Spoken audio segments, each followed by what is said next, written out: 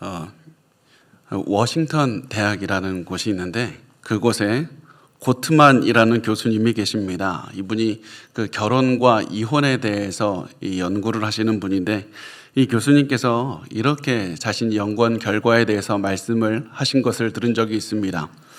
모든 관계에서 생기는 갈등의 문제 중에 69%가 영구적인 문제고 결코 사라지지 않는다는 겁니다. 그들이 가지고 있는 문제가 결코 해결되지 않는다는 겁니다. 그래서 결혼 생활에 시작됐던 그때 가졌던 문제는 결혼이 시작된 지 1년이 지나고 2년이 지나도 매년 똑같은 문제들을 가져오고 그게 20년이 지나도 계속 똑같은 문제를 가지고 오는 커플들이 많이 있다고 합니다. 그렇다면 이렇게 문제들이 해결되지 않고 계속해서 지속된다면 이제 우리가 그것을 어떻게 바라봐야 되는가? 그때 어떤 관점으로 문제에 접근해야 하는가? 이제 그것이 중요한 겁니다. 사람들은 이 문제가 관계 중에 생겼을 때 문제를 해결하기 위해서 어떻게 하냐면 서로를 이기기 위해 싸웁니다. 너는 틀렸고 나는 맞고 그래서 한 사람은 반드시 져야 되는 상황으로 몰고 가는 겁니다. 그런데 이 고트만 교수님께서는 그것을 이 문제를 어떻게 접근을 해야 되냐면 문제를 그 사람을 이해하기 위해서 싸워야 된다고 말을 합니다. 그 사람과 문제가 있을 때 이 문제를 내가 싸워서 이겨내기 위한 것이 아니라 내가 싸워야 되는 것은 저 사람을 이해하는 것이 내가 해야 되는 싸움이라는 것입니다. 그래서 대다수의 문제가 해결되지 않으니까 서로를 이해하기 위해서 싸워야 된다. 그것을 우리가 한번 생각을 해보면서 여러의 삶에 한번 적용을 해보셨으면 좋겠습니다. 우리도 관계를 갖고 우리도 부부 생활이 있고 가족 관계가 있고 여러 관계가 있지 않습니까? 그러면 여러분의 가지고 있는 관계 문제 무엇 때문에 지금 다투고 있습니까? 그것 무엇이 됐든지 우리가 다투고 있는 것은 이제 있다면 이제는 우리가 그 사람을 이기기 위해서 다투지 말고 그 사람을 이해하기 위해서 다투는 것, 이해하기 위해서 싸워내는 것, 이것이 중요하다는 사실을 기억하시기 바랍니다. 사람을 이해하고 저 사람은 루저가 되고 내가 위너, 승리자가 되는 것이 중요한 것이 아니라 저 사람을 어쨌든 내가 계속해서 이 문제가 지속이 될 것이니 이해하는 것, 그것이 훨씬 중요하다는 사실입니다. 그런데 여기에서 우리 크리스찬들은 여기에 머물면 안 되고 관계에 문제가 있을 때 한 걸음 더 나아가야만 됩니다. 저 사람을 이해하는 것만 중요한 것이 아니라 이 문제 속에서 하나님을 이해하는 것이 훨씬 중요합니다.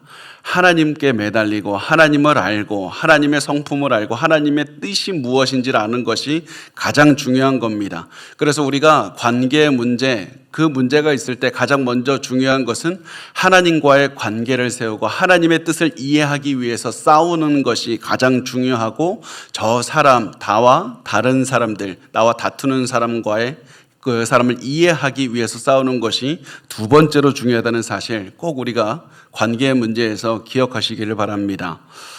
그리고 이것은 우리가 오늘 나누게 되는 라헬, 레아, 야곱의 문제에서도 이야기를 통해서도 우리가 볼 수가 있습니다. 야곱과 레아와 라헬은 결혼 생활을 하는데 이 결혼 생활을 시작할 때부터 이 가지고 여러 관계 문제를 가지고 시작을 합니다. 그리고 이 관계의 문제는 죽을 때까지 변하지 않았습니다. 계속해서 똑같이 이어집니다. 그런데 중요한 것은 이들이 그 문제에 대해서 결혼 관계에서 생기는 문제에 각각 다른 방식으로 반응을 했다는 겁니다. 그래서 우리가 오늘 이 집중해서 볼 것은 이 세 사람들 중에서도 특히 레아와 라헬이 관계 문제에서 어떻게 반응을 했는지를 보면서 나는 지금 관계 문제에서 어떻게 반응을 하고 있나? 혹시 내 모습이 라헬의 모습은 아닌가? 레아의 모습은 아닌가? 한번 돌아보도록 하겠습니다. 그래서 이 관계 문제, 반응의 문제를 한번 생각을 해보는 겁니다. 또 우리가 이제 이야기를 나눌 텐데 저 이야기를 나누기 전에 우리가 반드시 한 가지 꼭 짚고 넘어가야 될 게 있습니다. 그게 뭐냐면 지금 우리가 한 남편과 두 명의 아내의 이야기를 이제 나누게 되고 결국 두 명의 첩이 또 들어오게 되는데 반드시 우리가 알아야 될 것은 하나님께서는 이게 정상적인 모습이 아니라 하나님은 일부일처제를 원하신다는 사실입니다.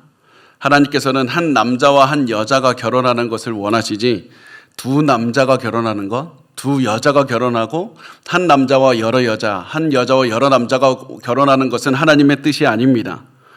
그것이 성경에서 여러 번 쓰여져 있는데, 예를 들면 마태복음 19장 5절에 예수님께서 말씀을 하십니다.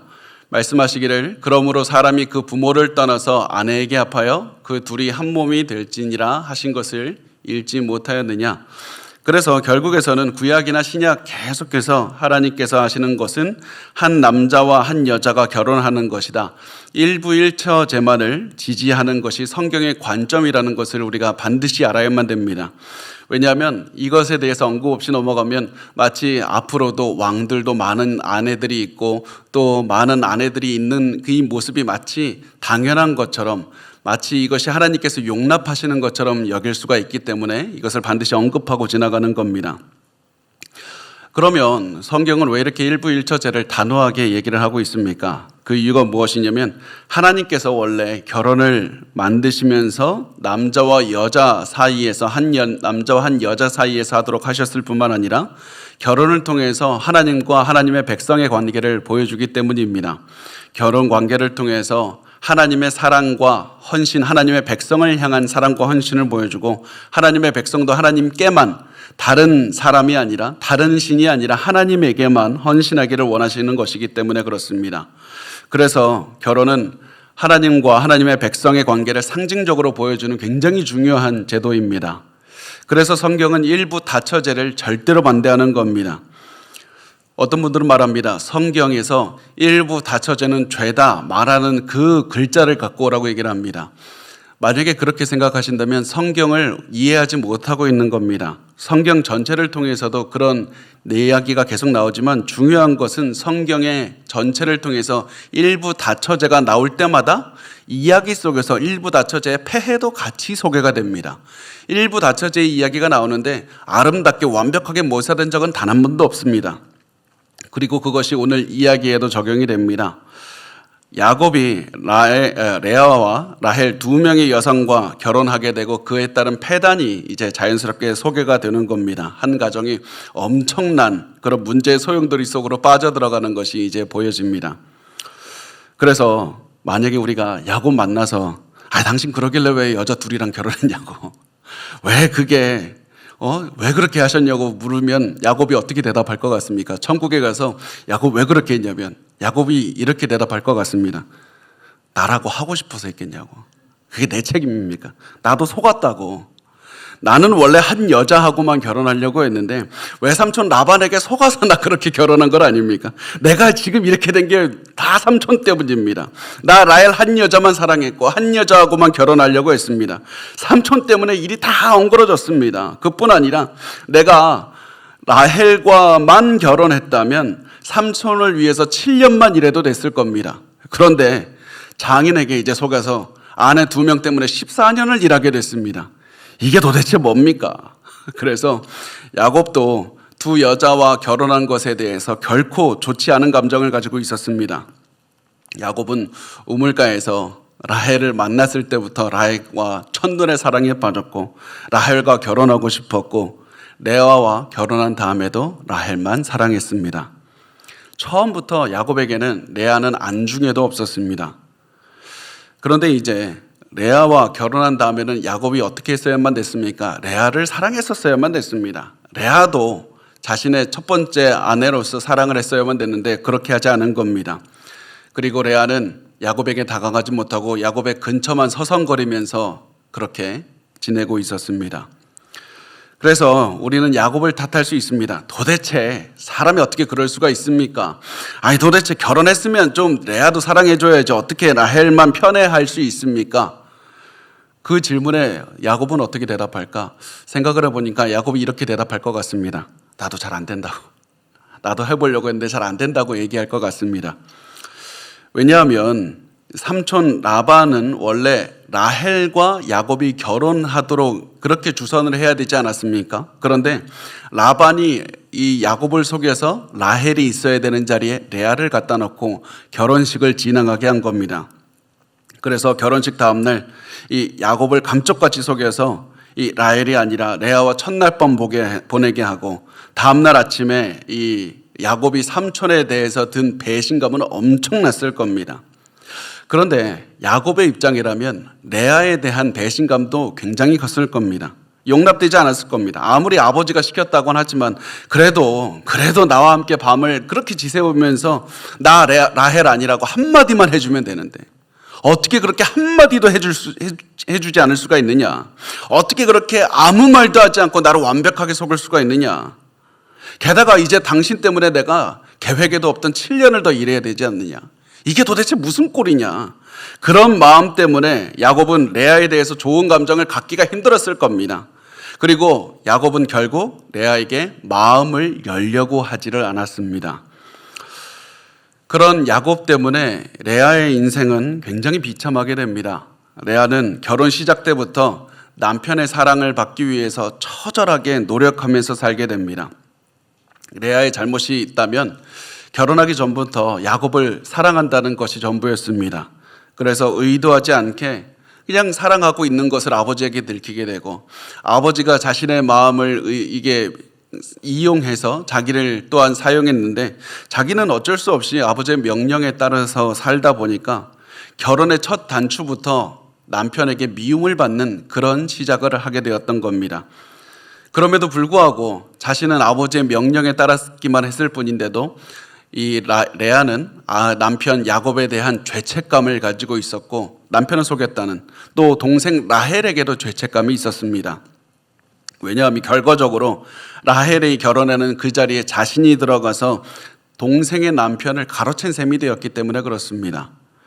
그래서 레아는 평생 이리저리 눈치만 보면서 살게 됩니다. 그런데 레아는 이 죄책감 가지고 눈치 보면서 살다가 이렇게 생각했을 겁니다. 이제 와서 어떻게 했는가? 이제 와서 내가 뭘 할 수 있는가? 이제부터라도 내가 야곱 남편에게 잘해서 마음을 사야 되겠다. 내가 남편의 마음을 좀 얻어내야 되겠다. 이런 마음으로 살게 됩니다. 이런 마음을 먹었음에도 불구하고 레아는 굉장히 가슴이 아팠을 겁니다. 아무리 아버지의 명령이지만 라헬의 자리에 자신이 대신 들어간 것도 너무 자존심이 상했을 것이고 남편의 사랑을 독차지하는 라헬도 그렇게 부러웠을 것이고 자신이 남편의 사랑을 얻기 위해서 노력하는 그런 모습을 볼 때 너무나도 가슴이 무너져 내렸을 겁니다. 이것이 레아가 가지고 있는 모습이 됩니다. 이제 마지막으로 라헬 한 명 남았는데 라헬은 굉장히 교만했습니다. 라헬도 자기가 예쁘다는 거 알고 있었습니다. 참 기분이 나쁘게. 그래서 자기가 예쁘다는 사실을 잘 알고 있었습니다. 그래서 그런 상태에서 한 남자가 나타나서 자신과 결혼하기 위해서 7년을 봉사한다는 소식이 온 마을에 퍼지게 됩니다. 보통 제가 지난 시간에 말씀을 드렸듯이 한 남자가 여자를 위해서 일반적으로 결혼할 때 내는 돈은 3, 4년 정도의 봉급이라고 말씀을 드렸는데 지금 야곱은 라헬을 위해서 7년을 일하는 겁니다. 얼마나 대단한 소식입니까? 거기다가 또 하나의 소문이 이제 마을에 가득 차게 되는데 자기 아버지에게 속아서 어쩔 수 없이 7년 더 일하게 됐다. 결국 결과적으로 자신을 위해서 14년이나 일하게 되는 것 아닙니까? 이런 소식 때문에 라헬은 그 누구보다도 교만해졌을 것이고 그 누구보다도 자신이 높이 있다는 그런 마음으로 살게 됩니다. 이것이 야곱과 레아와 라헬이 가지고 있는 이 세 사람의 마음이었습니다. 이 세 사람이 이제 결혼 생활을 하면서 살아가는데 이때 이런 상황에서 하나님이 이 상황에 개입하기 시작합니다. 어디에 개입을 하시겠습니까? 바로 은혜의 하나님은 레아에게 개입을 하십니다. 창세기 29장 31절에서 32절 말씀을 우리 같이 읽도록 하겠습니다. 시작. 여호와께서 레아가 사랑받지 못함을 보시고 그의 태를 여셨으나 라헬은 자녀가 없었더라. 레아가 임신하여 아들을 낳고 그 이름을 르우벤이라 하여 이르되 여호와께서 나의 괴로움을 돌보셨으니 이제는 내 남편이 나를 사랑하리로다 하였도다. 아멘. 저는 이 말씀이 굉장히 오랫동안 가슴에 남았습니다. 여호와께서 레아가 사랑받지 못함을 보시고, 여기에서 사랑받지 못했다는 말은 야곱이 레아를 미워했다는 얘기는 절대 아닙니다. 레아를 증오했다는 말이 절대 아닙니다. 라헬을 사랑하는 마음보다 레아를 향한 마음이 훨씬 적었다는 겁니다. 라헬을 위해서는 마치 부부간에 사랑하는 감정을 가지고 있는데 레아에게는 마음을 열지 않습니다. 그냥 그것보다는 저 여자 참 안 됐다, 불쌍하다, 동정심을 갖고 있는 겁니다. 그래서 야곱은 어쩔 수 없이 계속해서 자연히 발걸음이 라헬에게만 갔고, 레아는 그런 야곱의 뒷모습만 보면서 라헬을 부러워하면서 사는 겁니다. 게다가 이런 레아의 모습은 단순히 한 여자가 가슴이 아프면 끝나는 문제가 아닙니다.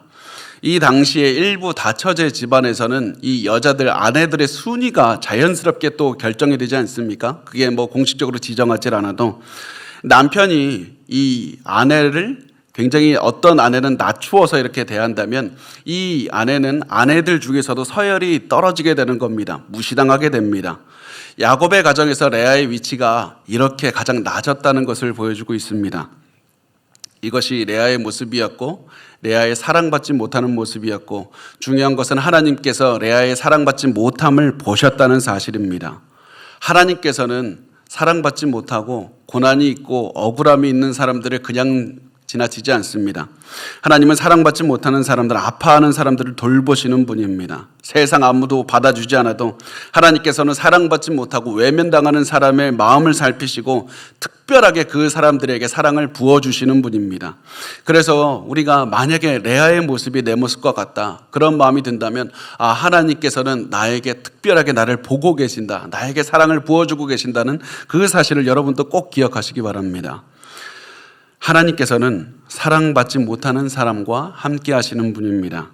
그리고 하나님의 사랑이 중요한 점이 무엇이냐면, 하나님의 사랑은 반드시 열매가 맺히게 되어 있다는 겁니다. 사람의 사랑은, 사람이 가지고 있는 사랑은 아무것도 하지 못합니다. 하나님의 사랑은 반드시 열매를 맺히게 하고 삶을 바꾸는 변화가 일어나게 됩니다. 그래서 하나님께서는 레아의 모습을 보시고 첫 번째 아들을 주셨던 겁니다. 야곱은 사랑하는 라헬을 통해서 첫 번째 아들을 갖기를 원했을 겁니다. 그런데 하나님께서는 그것이 아니다, 레아를 통해서 첫 번째 아들을 잉태하게 하셨고, 그 첫째 아들의 이름은 루벤이었습니다. 루벤의 문자적인 뜻이 무엇입니까? 보라, 아들이다. 그래서 이 레아는 아들을 보면서 이렇게 말하는 겁니다. 여호와께서 나의 괴로움을 돌보셨으니 이제는 내 남편이 나를 사랑하리로다. 하나님께서 내가 사랑받지 못함을 보시고 내 고통을 아시고 나에게 아들을 주셨다. 근데 그게 중요한 게 아니라 내 아들을 보고 남편이 나를 사랑할 것이다. 그래서 레아의 모습은, 레아의 시선은 계속 야곱에게 가 있습니다. 레아는 아들을 보면서 아들 낳아서 기쁘고 자식 낳아서 좋다가 아니라 이 아들로 인해서 남편의 사랑을 받을 것을 기대했던 겁니다. 이만큼 레아는 남편에게 사랑받지 못하는 것이 너무 가슴이 아팠고, 아이를 낳아서 남편이 자신을 사랑해 줄 것을 엄청나게 기대했던 겁니다. 그런데 가슴 아픈 것이 무엇이냐면, 남편은 계속해서 레아를 거들떠보지도 않는다는 겁니다. 그래서 이런 상황이 너무 가슴이 아프니까 레아는 이 아픔을 이겨내기 위해서 하나님을 또다시 붙잡습니다. 하나님께 기도합니다. 레아는 여호와께서 나의 괴로움을 돌보셨다고 말씀을 하는 것을 통해서 하나님께 내가 또다시 하나님을 붙잡고 또다시 하나님을 바라보는 것을 계속해서 암시하고 있습니다. 그런데 우리가 여기에서 더 이게 한 가지 짚고 넘어갈 게 있는데, 그게 뭐냐면, 레아가 어떻게 여호와 신앙을 알게 됐을까요? 라반은 여호와 하나님을 섬기는 사람이 아닙니다. 그래서 부모님에게서 이 신앙을 배웠을 리가 없습니다. 레아가 여호와를 알게 된 방법은 남편 야곱을 통해서 알게 되는 겁니다. 야곱을 사랑하고, 그래서 야곱이 믿는 하나님도 사랑하고, 그래서 하나님께 의지하다 보니까 하나님을 믿는 믿음도 생기는 겁니다. 그래서 이 레아는 남편이 믿는 하나님, 나의 하나님입니다. 그래서 내가 지칠 때마다 하나님 나에게 도와주십시오. 저 남편의 마음을 나에게 돌려주시고, 내가 아들을 낳아서 남편의 마음을 붙잡을 수 있다면 아들을 나에게 주십시오. 그러면서 계속해서 생명을 주시는 분이 하나님이 아닙니까? 하나님 생명을 주십시오. 그렇게 계속해서 기도했던 겁니다. 그래서 루벤을 낳고 누벤을 아는 다음에 나에게 좀 사랑을 달라고 하는데, 남편은 레아를 보지도 않고 계속해서 야곱은 레아를 멀리합니다. 그런데 레아는 여기서 포기하지 않습니다. 내가 아들을 더 낳으면 내 남편이 언젠가 나를 봐주겠지. 그런 마음으로 또다시 아이를 낳기 시작합니다.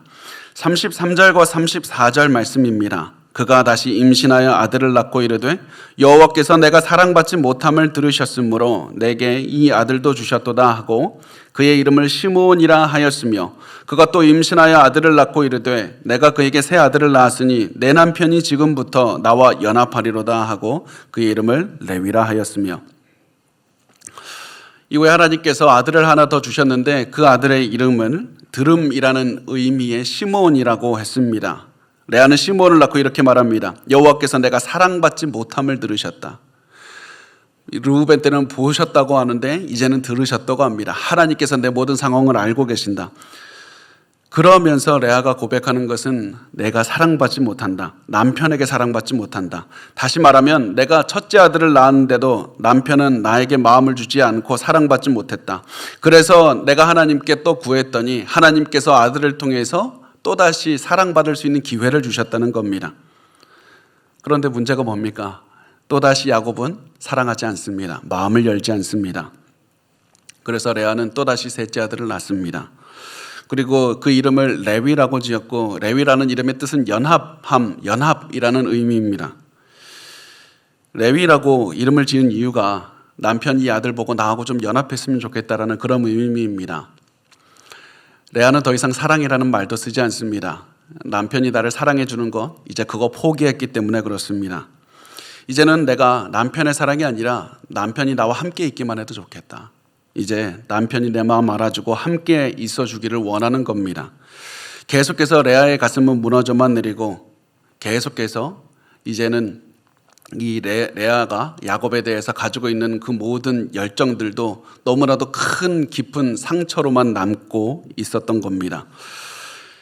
그럼에도 불구하고 레아의 시선은 여전히 남편에게로 향해 있다는 것은 변함이 없었습니다. 계속해서 레아는 남편을 바라봤는데 남편에게 나하고 함께 하기만 해달라고, 당신의 사랑은 바라지 않으니까 나하고 연합하기만 해달라고 했는데 아무리 레아가 남편에게 소리쳐도 남편은 귀를 닫고 레아를 바라보지 않았습니다.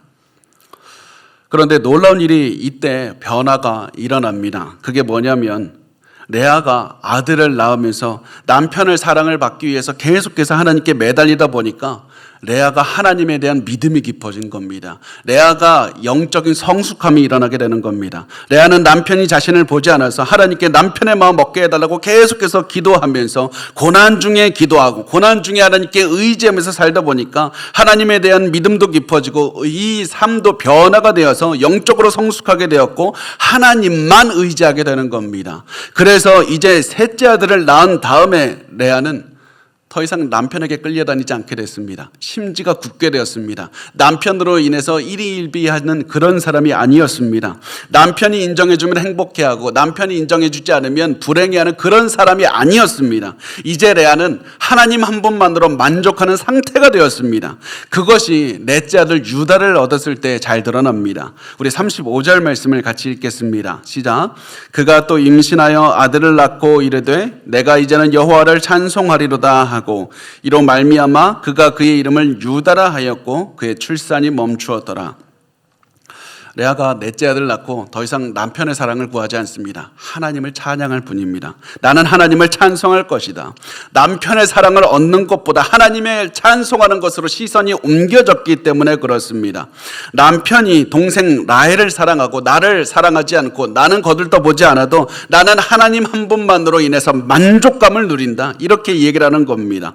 내가 아무리 많은 아들을 낳고 아무리 남편이 이제부터 나를 사랑한다 할지라도 이제는 내 안에 있는 하나님께서 주시는 사랑 그 무엇도 대체할 수 없다. 하나님의 사랑이 나를 가득 채운다. 고난을 이기면서 하나님께 의지했더니 레아는 더욱더 단단해지고 하나님만 의지할 수 있게 되었고 이제는 웬만한 어려움에서는 흔들리지 않는 하나님만 의지할 수 있는 그런 사람이 되었던 겁니다. 그리고 놀라운 게 무엇인지 아십니까? 레아가 이 사실을 깨달았더니 더 이상 아이를 그만 낳게 됩니다. 지금까지 남편에게 사랑받기 위해서 아이를 낳았는데 이제 내가 아이를 낳지 않아도 나 하나님 안에서 하나님의 은혜 안에서 하나님께서 주시는 사랑 안에서 내가 살아가게 된다. 그래서 이제 더 이상 아이를 낳지 않게 됩니다. 이것은 사실 또 한 가지 의미가 있긴 하는데 야곱이 아마 이 레아가 이 아이를 많이 낳는 걸 보고 이 야곱이 잠자리를 이제 더 이상 하지 않았을 것이라고 추정할 수도 있습니다. 라헬이 아마 잠자리를 더 이상 갖지 못하게 했을 수도 있다. 그러나 동시에 이게 하나님께서 레아에게 만족감을 주셔서 레아도 더 이상 아들을 낳기를 원하지 않았던 그 모습을 보여준다는 사실입니다. 그런데 이때 분명히 레아가 하나님 안에서 만족하면서 하나님을 찬송하고 있을 때 그렇게 기뻤지만 레아가 잘 몰랐던 게 하나가 있습니다.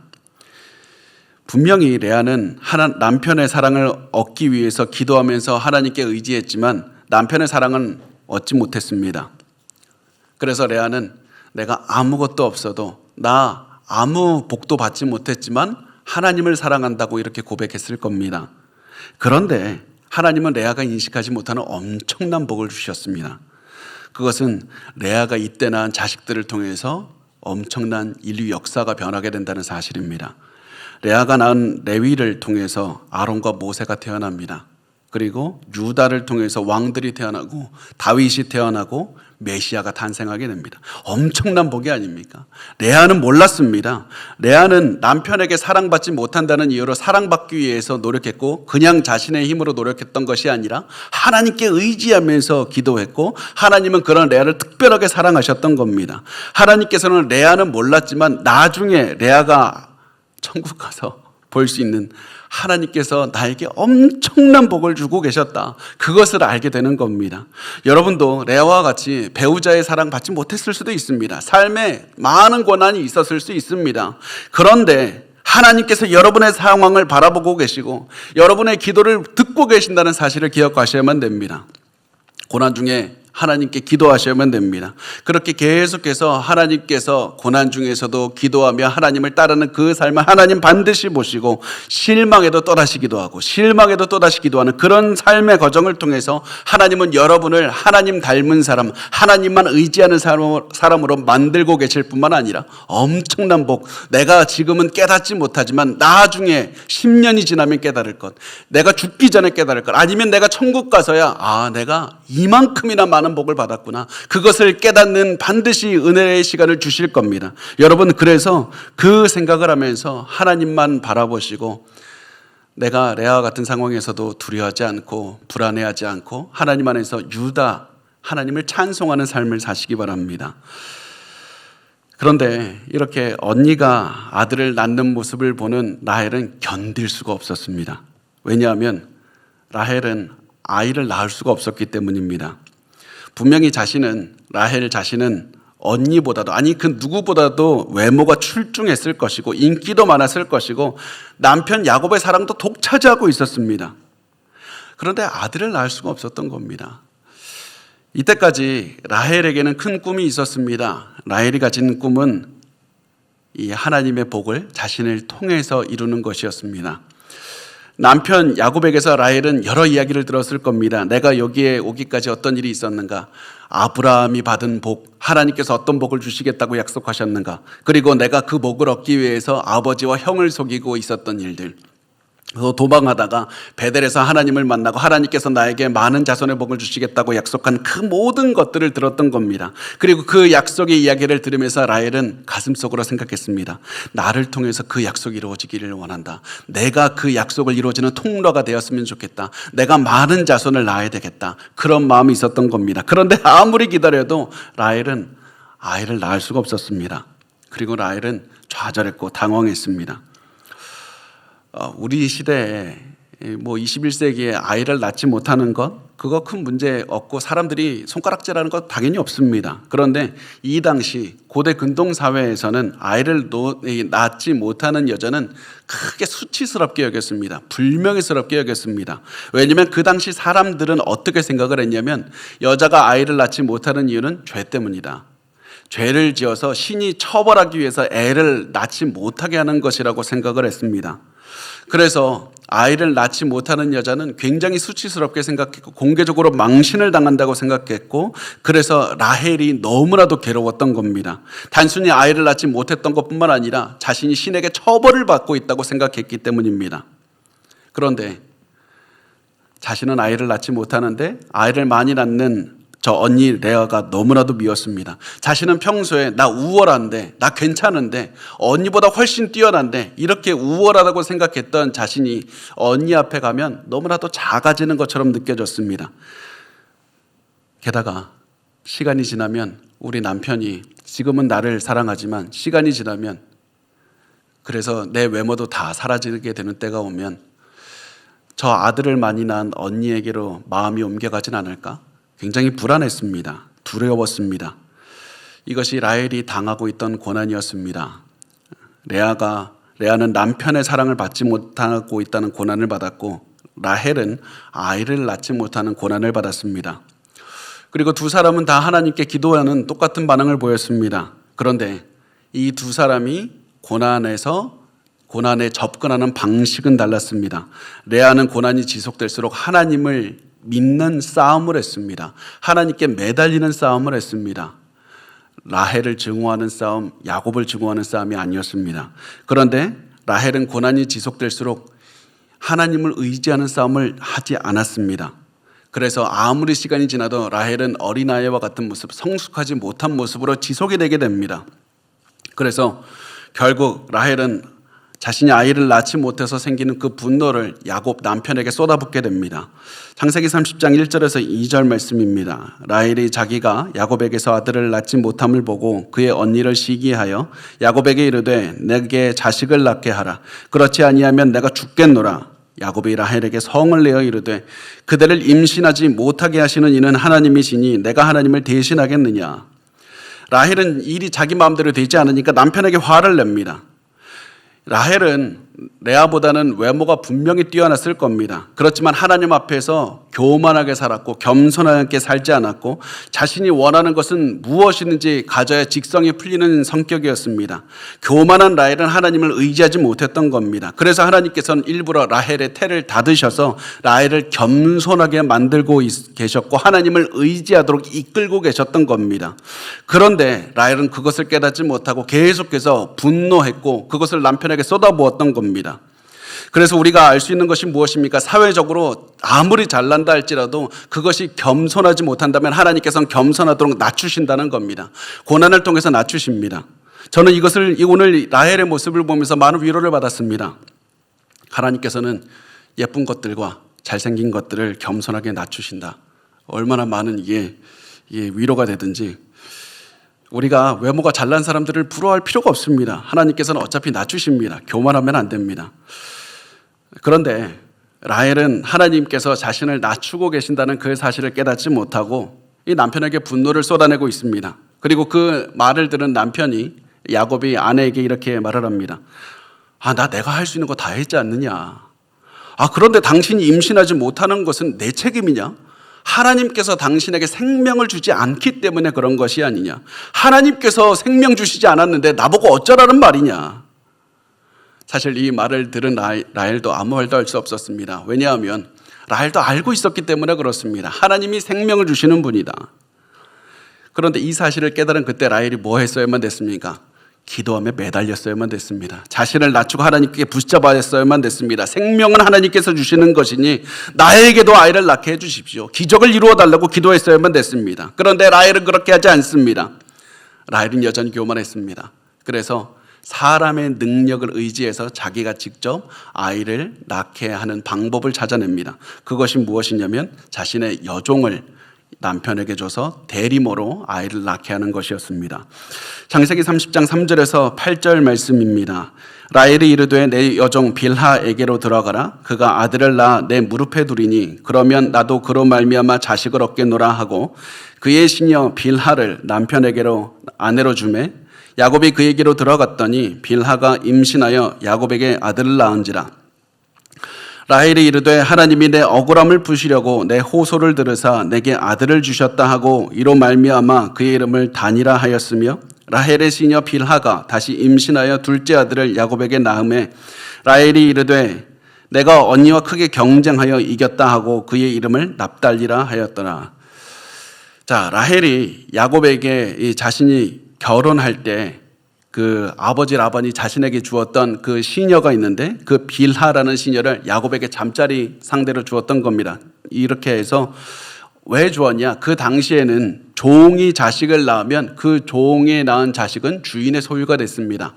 이 여자가 빌하가 자식을 낳으면 이 라헬이 그 자식의 소유, 자식을 갖게 되는 겁니다.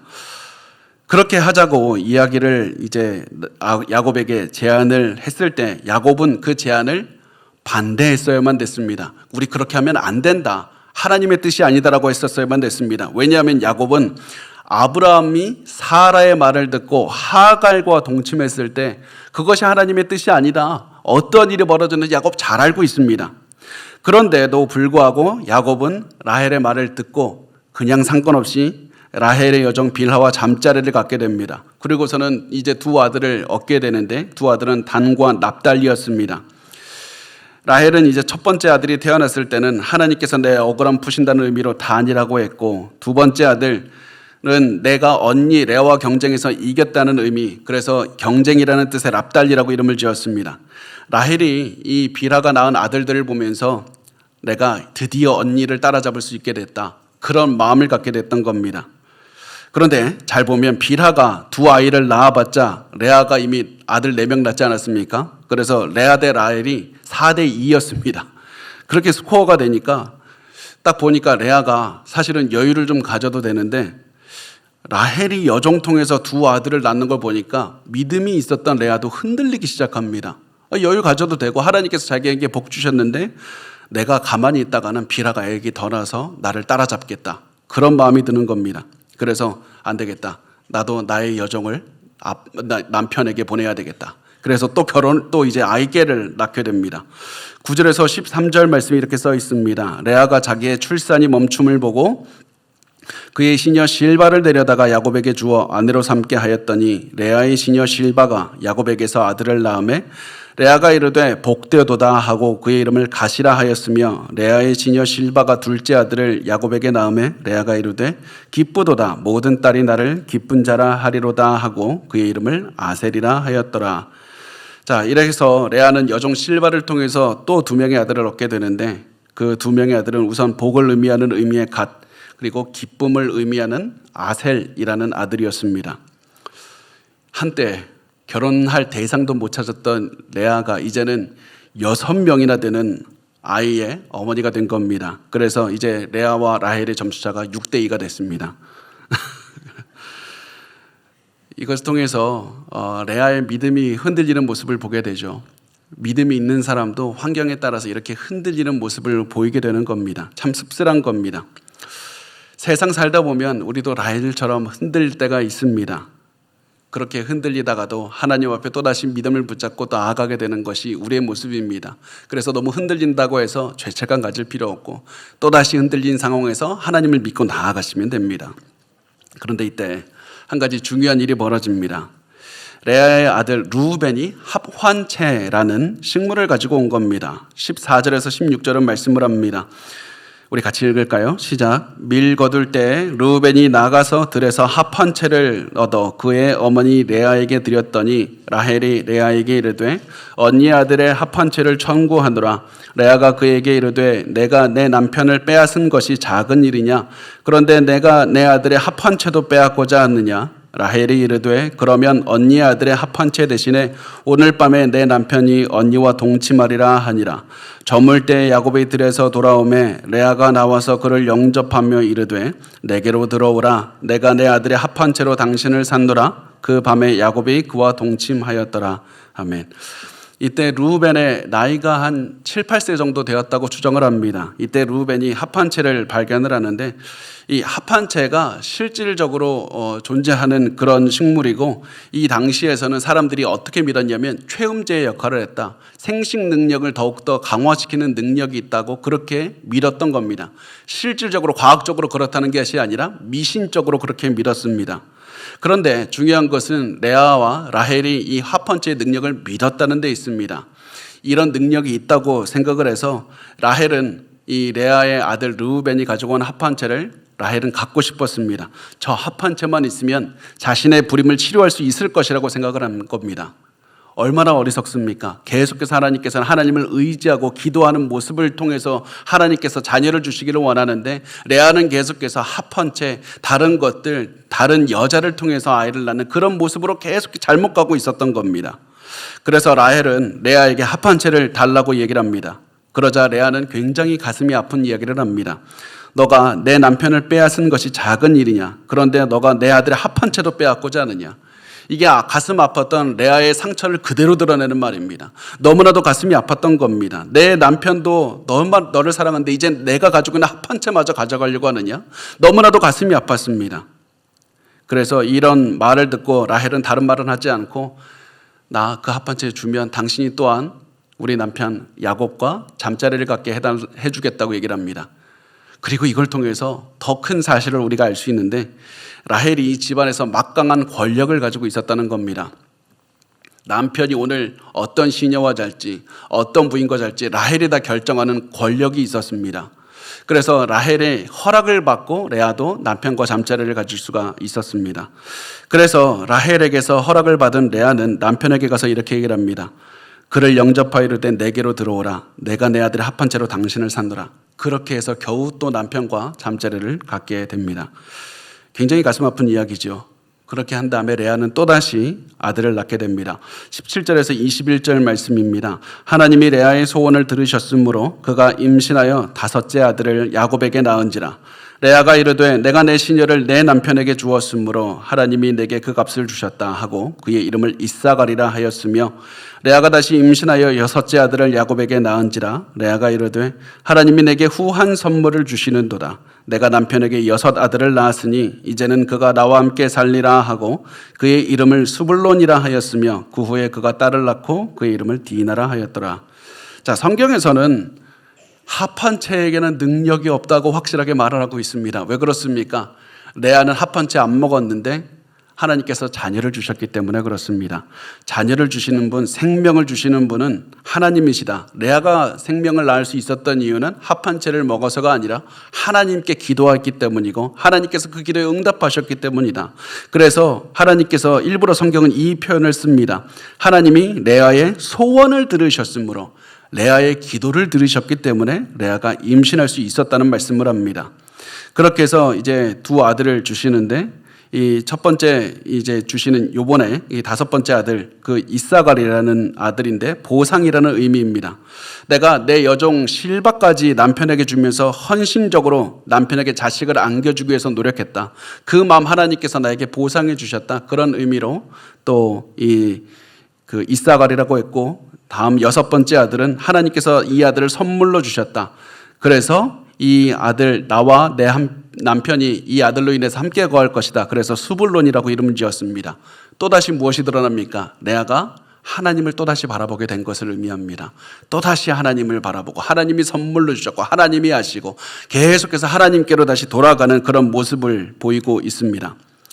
그 후에 이제 레아가 딸을 낳고 그 이름을 디나라고 했고 이렇게 해서 이제 레아가 하나님을 바라보는 모습 이제 바라보게 됩니다.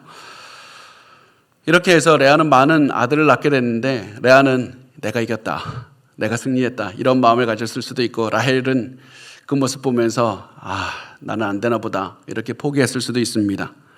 그럼에도 불구하고 라헬도 기도했습니다. 그래서 하나님께서는 이 기도하는 라헬에게 드디어 응답하셨습니다.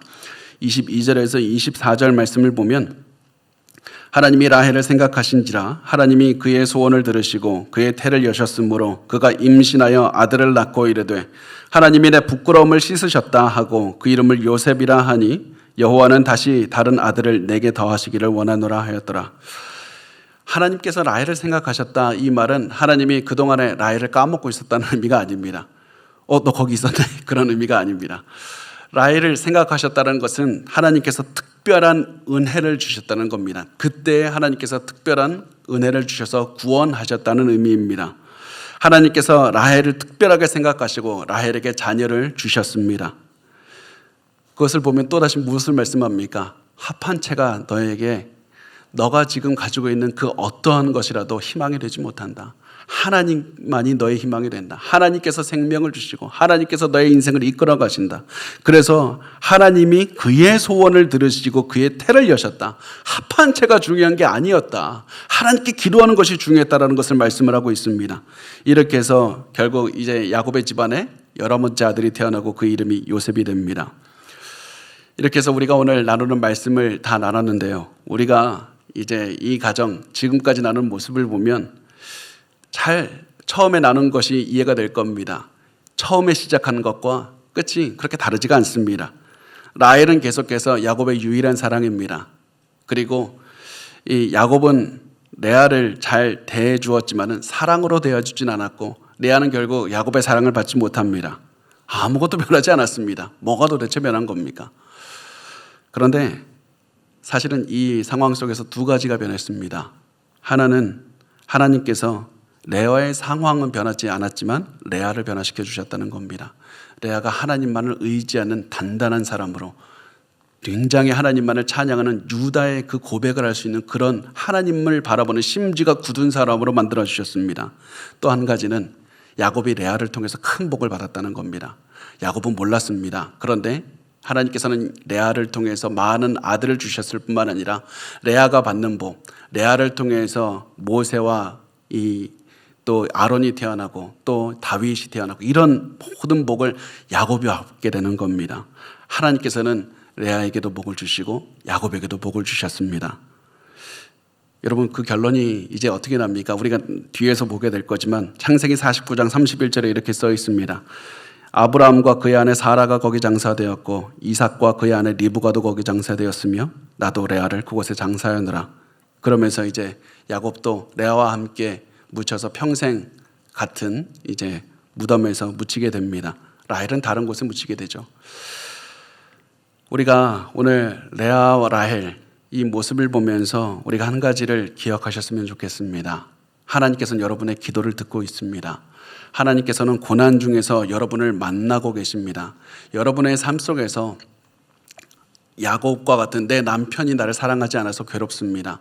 합한 채가 없어서 괴롭습니다. 여러 가지 고난 때문에 두려워할 수 있습니다. 불안해할 수 있습니다. 그렇지만 하나님께서는 그 고난 자체를 통해서 여러분에게 기도로 이끌고 계시고 기도를 통해서 하나님과 친밀한 관계를 맺게 하시고 친밀한 관계를 통해서 하나님은 여러분을 만들고 여러분에게 엄청난 복을 주시고 계시다는 사실입니다. 그래서 여러분 고난이 있습니까? 두려워하지 마십시오. 레아를 기억하시고 유다와 같은 고백이 내 입술에서도 나오기를 합니다. 그런 간증이 넘쳐나는 삶을 살게 해달라고 기도하시길 바랍니다. 레아처럼 아무리 문제가 크고 때로는 내가 열등감이 드는 때가 있어도 기도 멈추면 안 됩니다. 기도하시면 하나님께서는 다 해결하실 겁니다. 그래서 여러분 고난이 있습니까? 하나님과 동행하십시오. 하나님께서 반드시 여러분의 삶을 레아의 삶처럼 반드시 이끌어 주실 겁니다.